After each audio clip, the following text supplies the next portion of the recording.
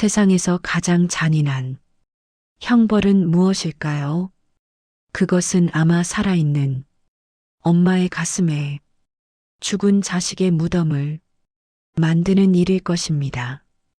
여기 조선이라는 거대한 벽에 부딪혀 날개가 꺾인 채 자신의 죽음을 단 하루의 오차도 없이 예언하고 떠난 여인이 있습니다.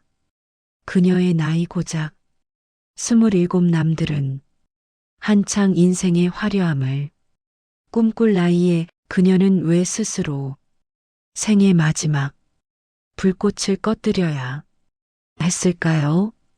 죽기 직전 그녀의 방 안을 가득 채웠던 것은 수천 권의 시집이 타오르는 검은 연기였습니다. 평생을 피눈물로 써 내려간 6천 권의 시.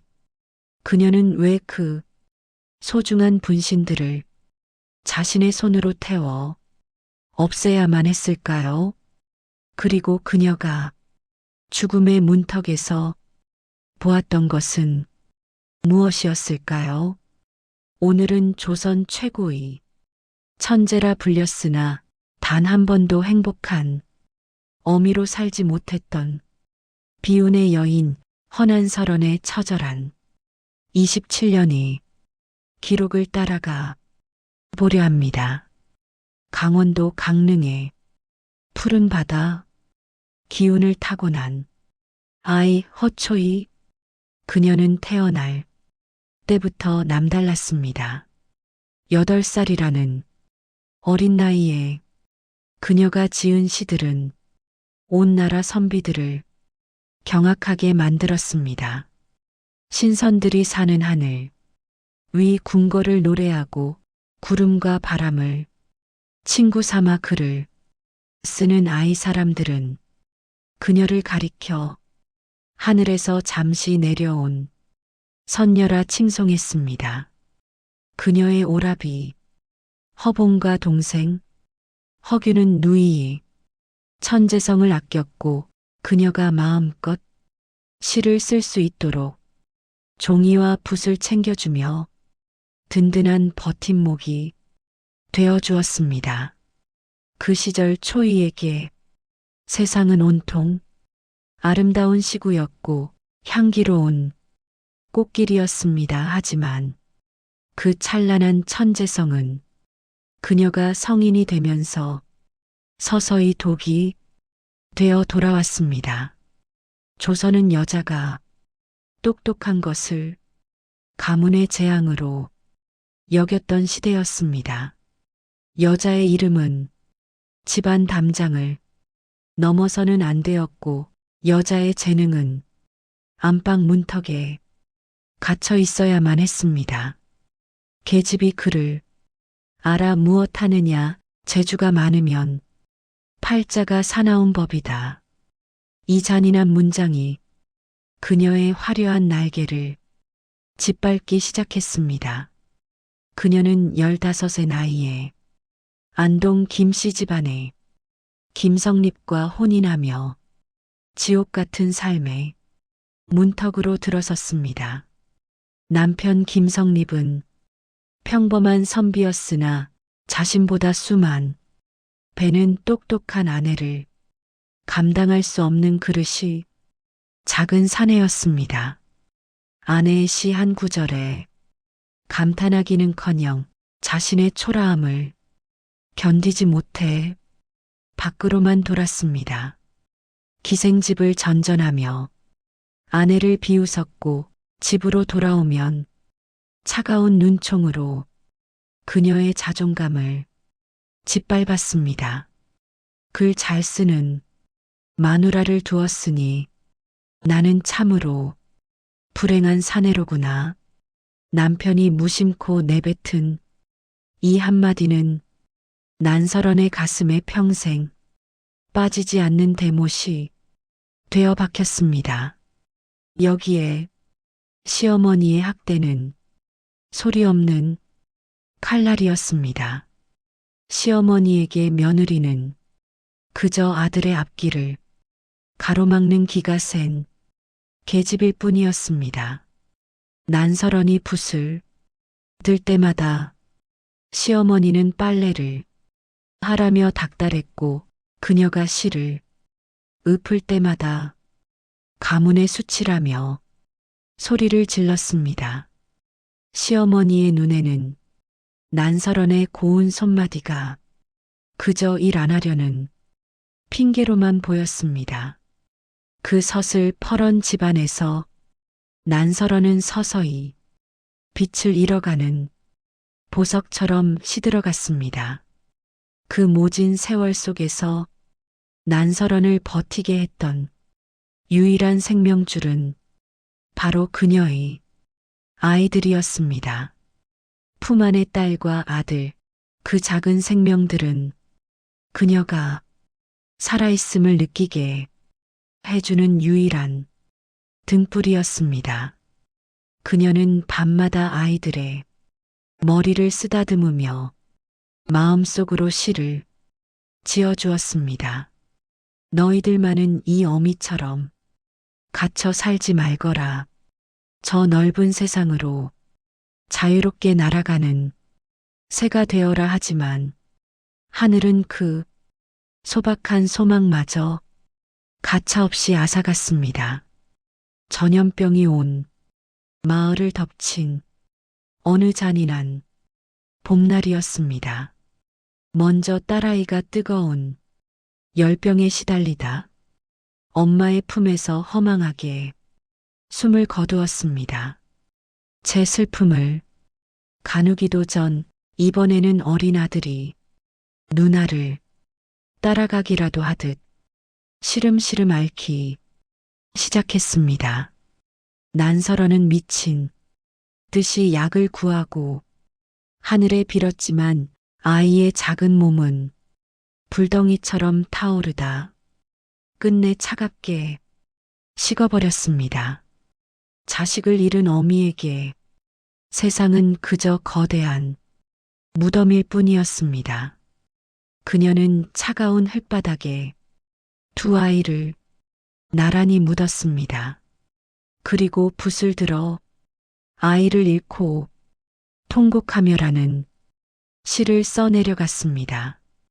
지난해 사랑하는 딸을 잃었고 올해는 귀한 아들을 보냈구나. 슬프고 슬픈 땅에 두 무덤이 나란히 마주보고 있네. 종이 위로 떨어지는 것은 먹물이 아니라 그녀의 생살이 찢어지는 피눈물이었습니다. 밤마다 아이들의 영혼이 내 꿈속으로 찾아와 엄마를 부르는데 내 가슴은 텅 비어 찬바람만 지나가는구나. 이때부터 난설언의 건강은 급격히 무너졌습니다. 가슴속에 맺힌 응어리가 병이 되어 그녀의 오장육부를 갉아먹기 시작했습니다.